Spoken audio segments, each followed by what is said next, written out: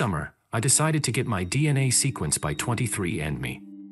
I wanted to know my ancestry, as well as find out if I'm a carrier for any genetic disorders, since my husband and I want to try and get pregnant soon. When the results came back, everything was what I expected. I was Romanian and German.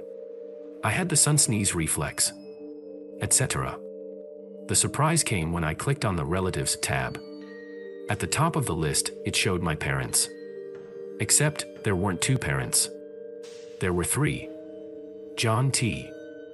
Father, 50% DNA shared Agnes T.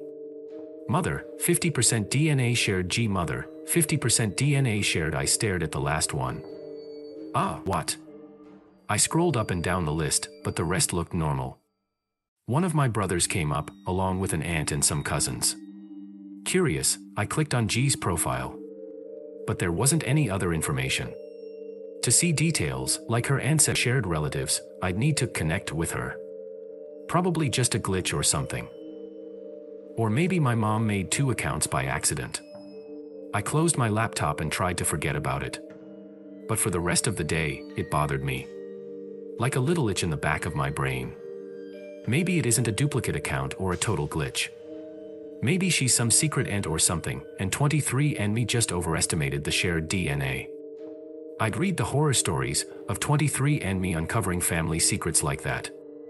So that evening, I decided to hit connect. I didn't really expect her to accept.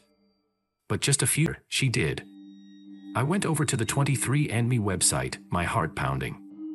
When I scrolled down, I saw my ancestry composition and G's, side by side. Her ancestry looked like my mom's, almost 100% Romanian. But it was slightly different. My heart pounded faster.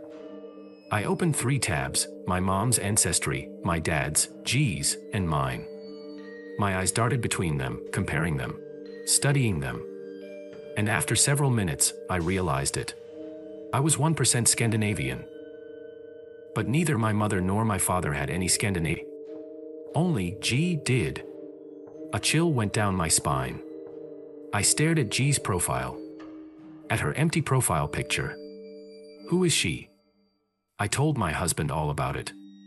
He thought I was overreacting. It's just some glitch, he said, as he flipped the chicken on the stove. 23andme must have sequenced the DNA wrong, or mixed up the samples, or something. It's creepy though, isn't it? Yeah, I guess. He opened the cabinet, rummaging around for plates. But there's just so much room for error with that DNA stuff.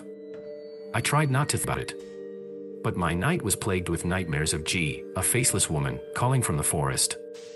Who had my long dark hair and tall stature. A second mother who had given me her DNA. When I woke up, though, I realized something.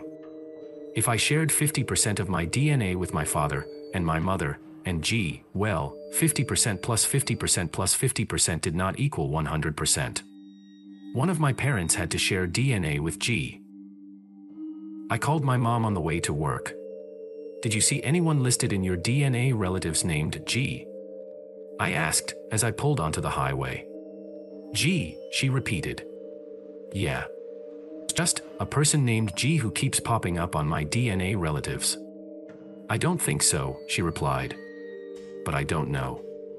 The website is kind of hard to use. Brandon was helping me with it. Could you ask? Yeah, sure. Gotta go now, though. With that being a dead end, I decided to bite the bullet and send G a message. Most likely, it'd be some big misunderstanding.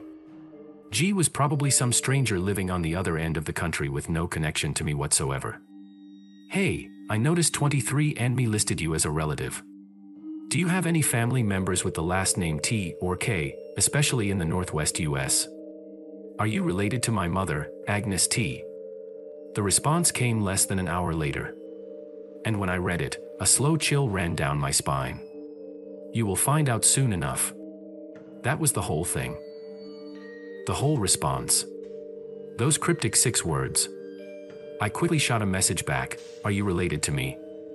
Or my mom? No answer. I stared at the screen, my heart pounding. Then, in one swift motion, I moved my cursor up and removed her as a connection. Just a troll.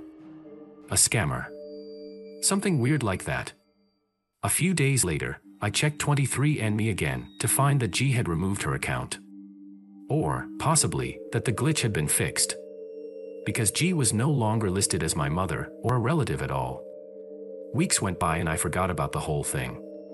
Work got busy, gardening season was in full swing, and my hours were spent either working late in the office or slaving over my plant babies. I didn't even give G a second thought until, one morning, it all came crashing down. 2 pink lines.